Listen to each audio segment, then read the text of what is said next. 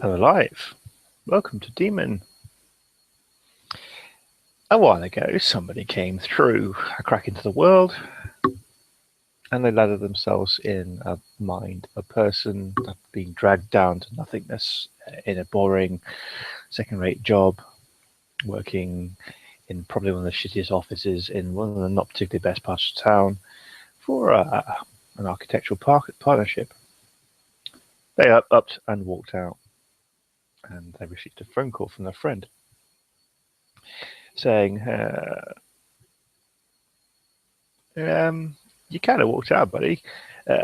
So I covered for you. I said you were, there's been a death in the family and you're taking some time out. So they fully expect you to sort of come back when you're ready. But it's not a very good lie, no.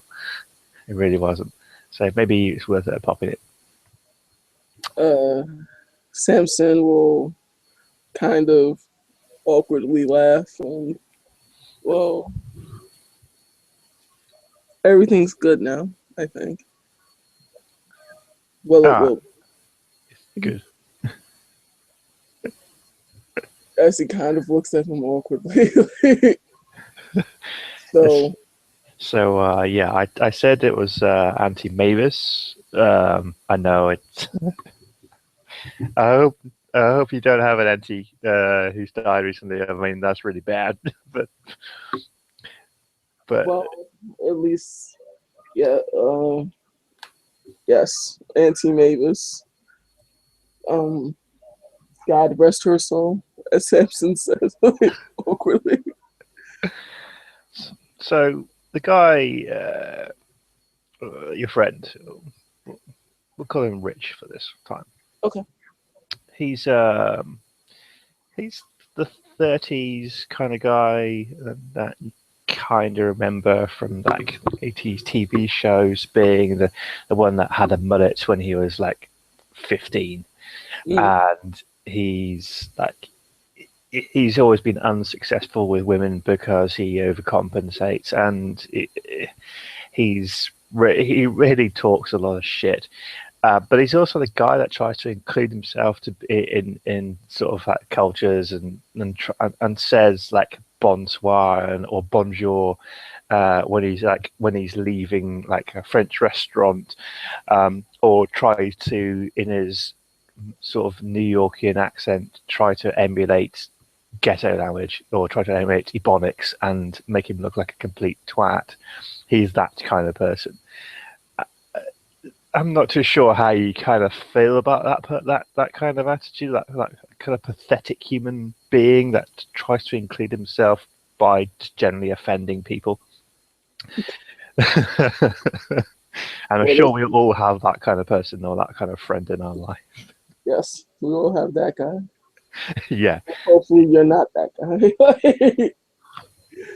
So he's that guy, that really guy that could be borderline sleazy and, possibly sort of like sort of a sex discrimination or a sort of a sexual harassment case waiting to happen. He wasn't so humanly pathetic.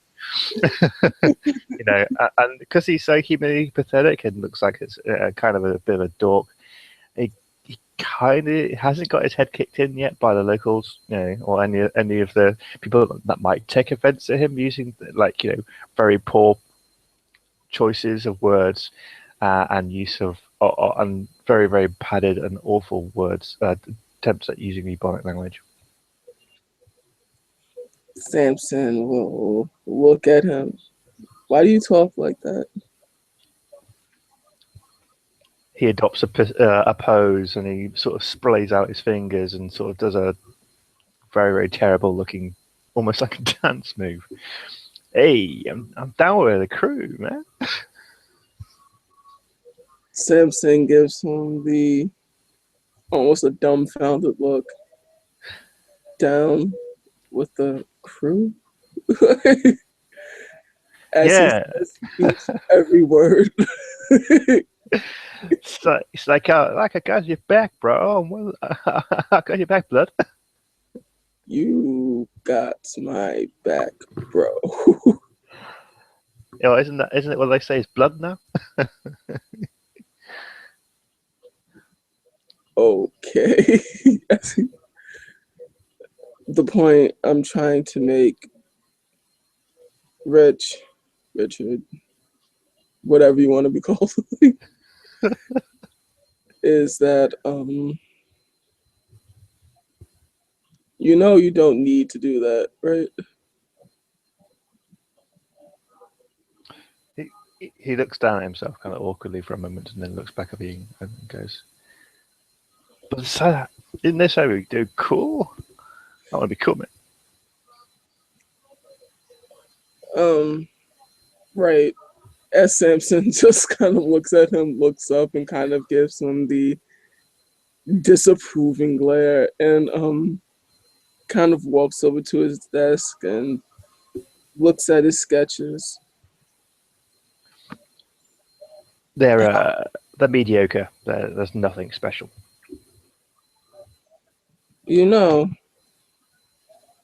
the more time you try to be cool, bro, you have a talent here. As he looks at, his papers and his sketches. Mm. Maybe if you applied yourself more. Here, let me show you. As Samson will, I'll assume that he has a sketching of Yeah. a skyscraper or something. Mm-hmm. And I guess, would this be, he's going to try to do like a demonstration, make some improvements of what he made. Okay. Well, if you go down the technical route, I'd suggest that you can roll either intelligence plus, let's see, expression, if you're doing something that requires artistic flair, or dexterity plus expression. Or if you have a scientific knowledge that you're trying to apply to it, it could be any of your knowledge skills, really. What about crafts? Because he's kind of an architect. Yeah, crafts will do. All right, so I'll go give him like, uh, I'll give him a intelligence crafts. Okay. So your designs are very logical then in that case, rather than sort of creative. Okay. Super creative. All right.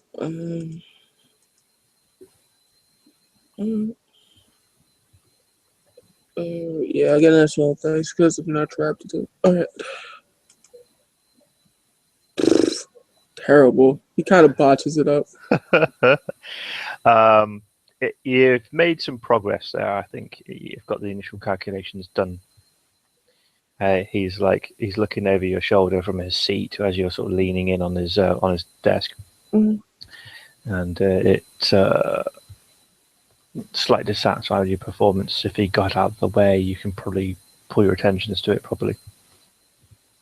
As Samson kind of looks at him, he says, "You see, this is the point I'm trying to make. When you try too hard to do something, or you try to overexert yourself to overly impress your duty, what you naturally can do, I have no doubt that you probably are one of the better artists here, but you spend so much time looking like a bloody asshole that your talent is being wasted." Yeah, he looks at you like he's just been slapped in the face, and he goes like, "You think I got talent, bro?" You see that's not you. Hmm. Not trying to, well, I am trying to tell you. It's not, I'm not trying to be overly sentimental about it because I see it's a matter of fact thing. Mm-hmm. You have a talent. You should be using it. For example, if you really apply yourself to something, Here, let me show you. Let me sit in your seat for a second. And Samson's gonna try one more time. He he like sort of the color drains from his face a bit, and he sort of rubs his hands across his like cheeks and down his mouth. But he silently sort of nods and gets up and sort of lets you take his seat. Let's try this one more time.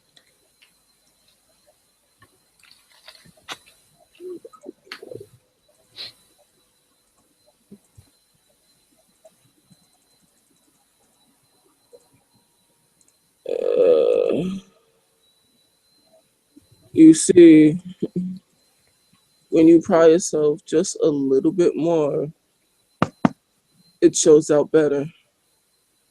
Do you want to make me another roll as well? Throw your you have legacy, right? Throw that into it as well. All right, so make it again. Yeah, keep the two successes you've got already, and just roll your legacy as well. All right.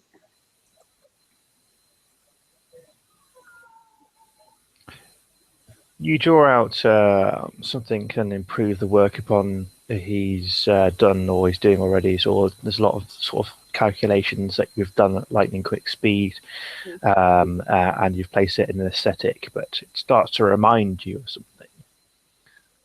Kind of remind you about something that happened a very long time ago. Although that memory is very vague, this is part of the architecture that seems to be included in the drawing that you've done. It's spectacular work, very short work. And he's looking at it with a sort of dawning comprehension, saying, "You got a real talent, blood." No, you have the talent. This is your work.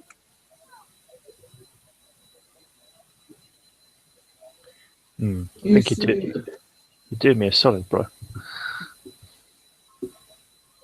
I only merely expanded upon what you already did.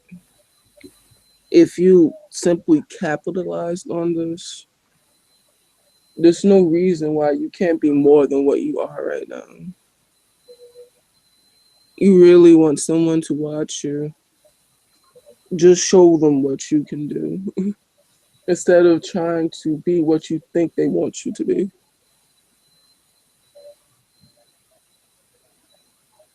You're right.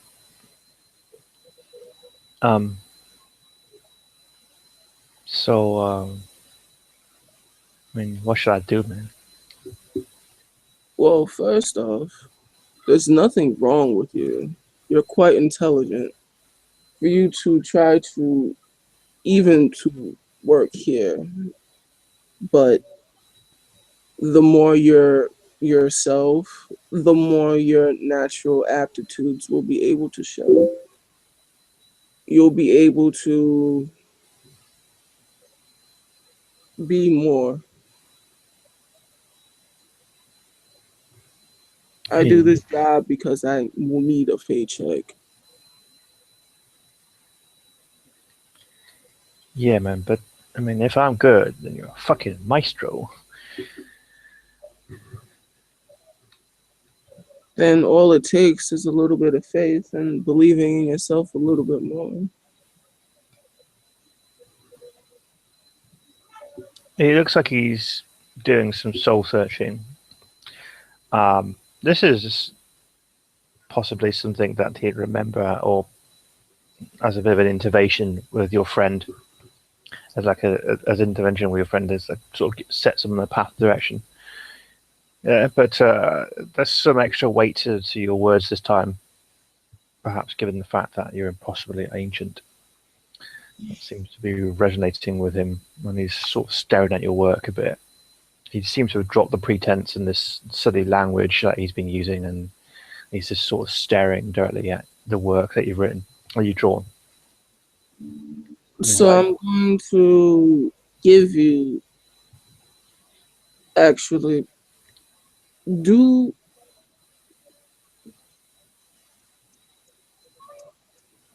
get a sketchbook, and whatever you see, whatever inspires you, just make a sketch of it. Just do something that you really, really enjoy. And then that's what people will naturally flock to. It'll be a bright light for them to see. He takes the sketchbook that you've offered him, and he's like, "Oh, Ice Queen alert! Ice Queen alert!" He speaks out the corner of his mouth. Mm. Ali's in. Oh, she's making the impact. She's making the walk straight to us. And so as you're sort of standing there, having your conversation with your pal, you can sort of feel sort of eyes of other people, the staff members, or in the dingy office, sort of all following the click click click of high heels. That's one of the partners of the firm. Everybody calls her Ali, and she's sort of American or Pakistani mix. Strong work ethic, quite short, sort of wearing a suit which you think is possibly it looks like for this place, for the way you're working, it's like several notches up. But even though through some things that's happened with her family or some problem, she's finding herself in this firm as starting right at the bottom of the shit heap, basically wanted to get into a proper sort of architectural company, but having to, like all jobs, having to get the experience before being able to become an attractive person to work in a sort of larger firm. She definitely thinks she's better, a cut above the rest, or has some chip on her shoulder about being in the place of no hopers, as she likes to refer to it. It's outwardly pretty as well, but she's dressed very severely, and she wears her hair severely as well. She's making a beeline for you. Samson will turn around, take a seat, and just start sketching, making doodles. She comes up to your side. She stares straight at your friend, who, well, if he was a man, he would be he's a mouse. He sort of shrinks down into himself and sits there and doesn't make eye contact. It's almost as if his penis and his testicles went straight up into his body. Right? But that's the level of sort of lack of spine that you'd expect.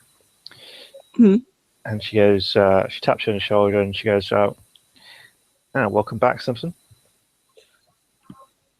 Thank you. She comes straight in without any kind of appreciation or apology for invading your personal space and looks over your work. Haven't touched it for a while since you've been wandering around doing other things. She goes, so the project we're working on, the deadline, do you think you could better hit it? That you've had to take some time off?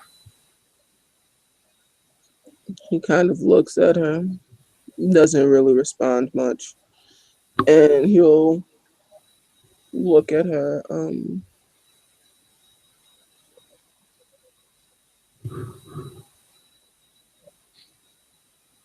Does it sound like she's trying to demean him when she's talking? You pick up the hostility in her voice, and if you like to care to make a perception for sympathy, there'll be more details that you can find. All right.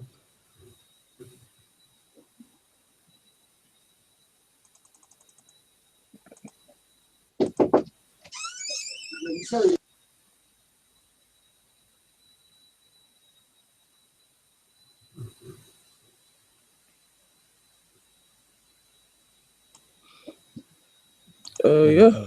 Yeah. Okay. Cool. So the story that your friends dropped about your relationships dying, she thinks is bullshit, and you can get that immediate hostility in her voice. Not like that she's searching her memories. Not like she has any reason at all to like distrust or to be shitty on you. Mm-hmm. This is kind of just something that she does.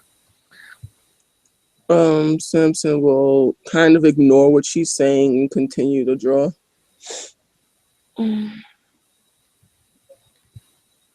Samson, she squares up to you.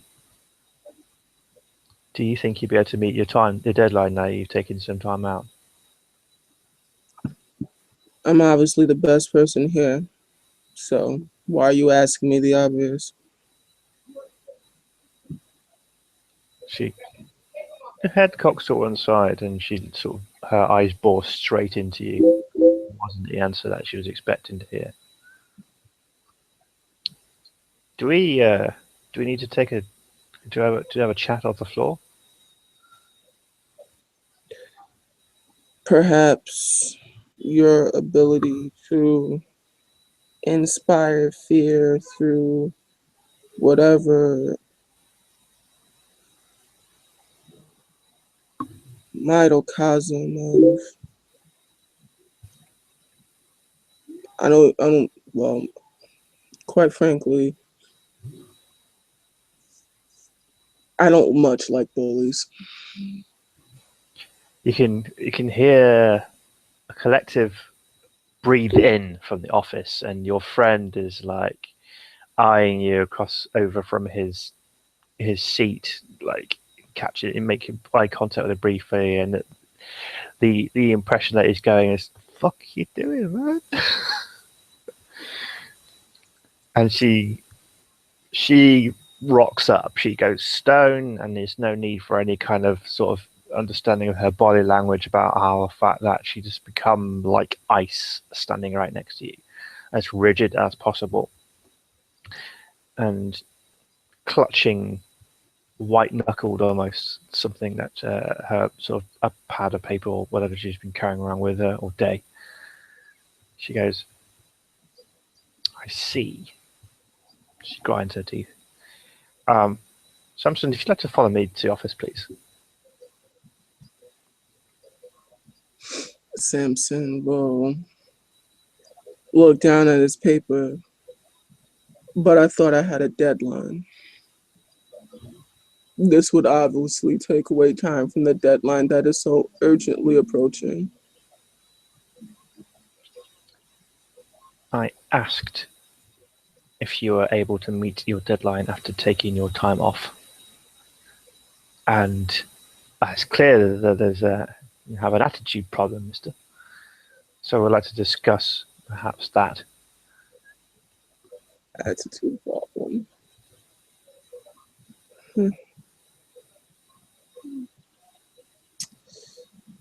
My attitude is quite fine. As I've said to you before, simply asking a question would have garnered a better response. She moves in closer. I don't need you to tell me how I should talk to you. But you seem to misunderstand. I am your employee, not your child. She looks over and looks you up and down and goes, "I see. So, whatever this is," she uses her fingers to sort of gesture to you. This sass that you've got, Samson, is not conducive to this working place. So, if you'd like to follow me to my office, then we'll discuss your future in this company.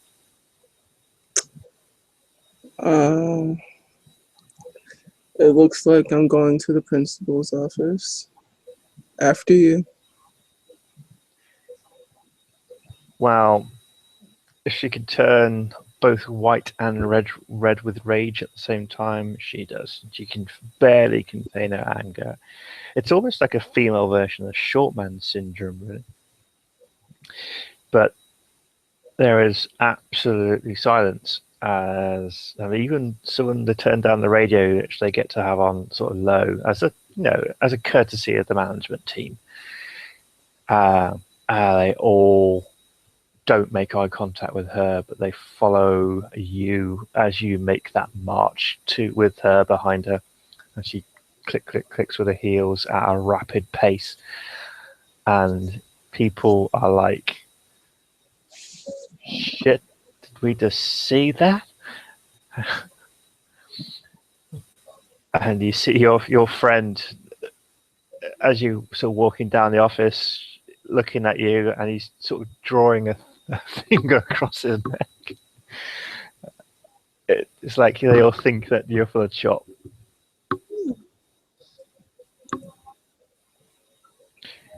It doesn't take too long because the office is very small before you find a repurposed sort of secondary part of the thing which will open and will curtly open the sort of hold the door open for you to come in. Samson will walk in, take a seat. It's kind of like sort of cheapish furniture, apart from the seat behind the office desk, which is clearly the most expensive flat piece of furniture in this room. Computer, laptop setup, a lot of work. It's like a lot of books there as well, architectural design, business management. You spot like Homer's Odyssey there as well, and the Iliad. Sort of a lot of it, sort of masculine novels, sort of books about war and conflict that seem to be sort of littering her desk and also like her shelves. Unusual taste.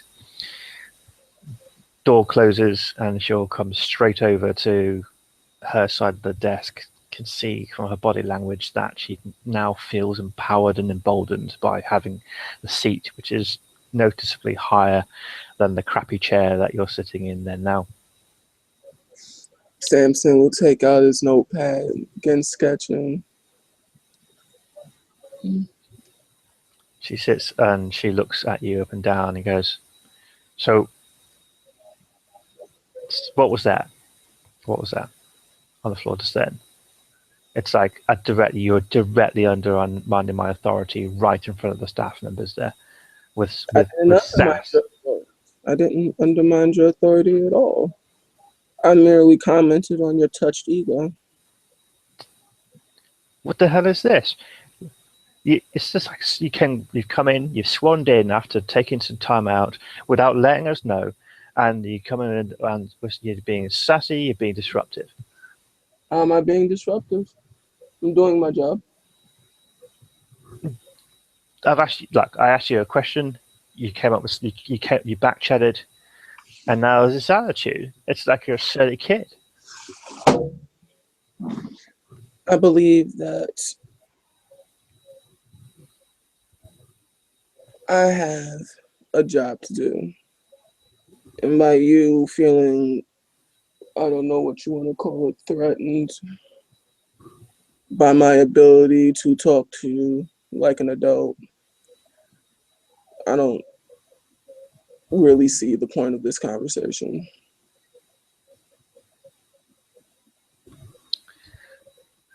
She grinds her teeth at this. Absolutely grinds her teeth. Logically, it's... Unless you have a reason to fire me. As he looks her directly in the eye, I'd like to get back to work. She picks up a pencil and starts looking over, tapping something on a computer, sort of goes, "Okay, I'll find something. Now, granted that you're a good designer, but don't think that you're irreplaceable in this company." Did I once say that?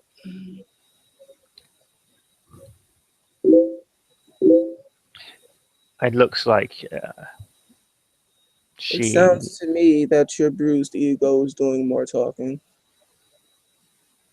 Oh God. Making a perception roll. Difficulty 4 for this one. This is going to be so easy to do.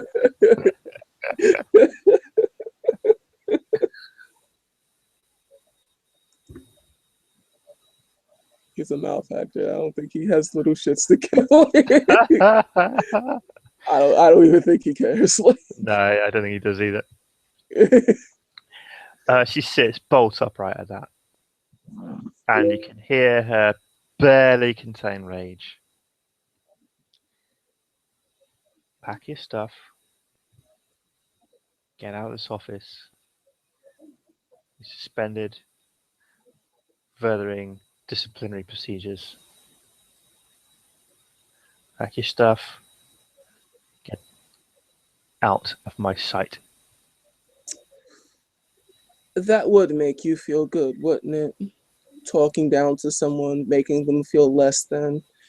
I don't know who touched you, who spoke to you in such a way, or who gave you the authority to talk to someone as you do.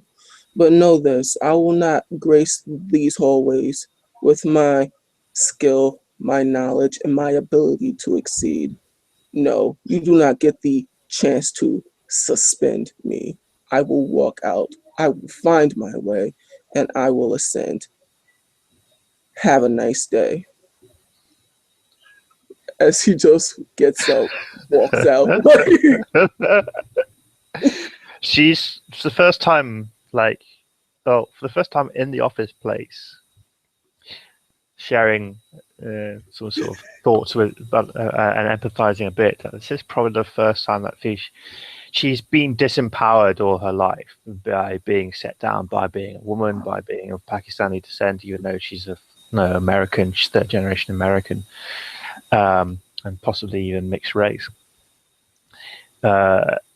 This is her comfort zone, her strength, and where all the frustrations that she has about being not taken seriously, being taken for granted, and having a career that's gone nowhere simply because of her sex and in the old boys club. This is her foundation, and you've just literally just walked in and fucked that over as well. So she's just sitting there. It's like you can see that it's like so much rage. There's tears there, and there's absolute complete frustration, and how specifically right you are, but she can't back down, and you won't anyway. As you walk and leave, the room is silent as you come out, and there's a lot of people that are there watching you go, because the office walls are thin, so they can hear everything. And did you walk to your desk or what? I walk back to my desk to pat, the little, he walks into the copy room, gets the little, box, starts putting his stuff in. And as you sort of get to your desk and you've done your rounds, you've got your favorite coffee mug from the machine, from the kitchen area, you've got your little box, you can hear.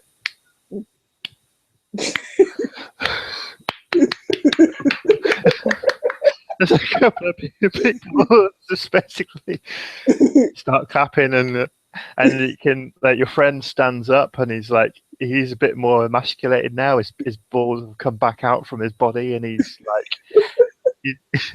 he's literally he mouths the word to you as you're walking past him. It's like he does an air fist bump. He goes fist bump. And for one moment, there is faith restored.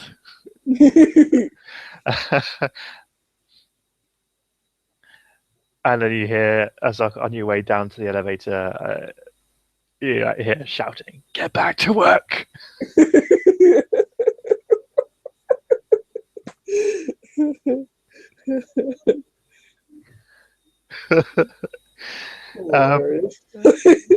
Is there anywhere you wish to go? Say what? Is there anywhere you wish to go with your nice little box of accoutrements, or do you wish to return home? Actually, All right, he is going to walk uh actually, in this building. Is there like the board of directors or something? No, no, not at all. Or is there somebody that like has this office or something? This is like a satellite office where they've got things on the cheap. The partners don't really ever come down here. They're off doing whatever they can, making money or sort of doing deals. It's a you know it could be borderline sweatshop really.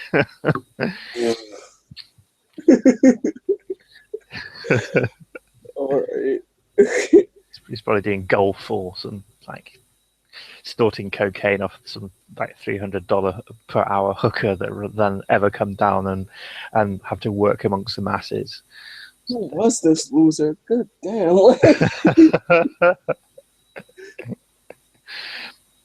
it you can touch into this like this power that you've got because of the fact that you're a demon of the ancient world. You can feel in a corner of your mind this is a fantasy that your character, the human soul that you of the body that you inhabit, basically, had basically wanted to do all their lives, all their working lives, and sort of destroyed their sort of thought about the career, take them anywhere. They were going to literally be on the verge of, well, this is my lot in life, or walking in front of a train, or overdosing on pills, or eating a pistol butt and ending their miserable existence because cycle of pain coming down from the top, basically. Yep. With that, Samson becomes freelance because this is how he's going to be making his money now. And I think we can end our scene there, actually. Yep. Thanks for watching, guys. Thanks for watching.